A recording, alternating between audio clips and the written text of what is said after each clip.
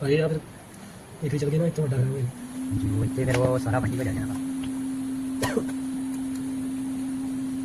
Delhi mobile हो गया हाँ रहनी है फोकस स्टॉप करके चुकला भी है हाँ वो खड़ा ही करिए मैंने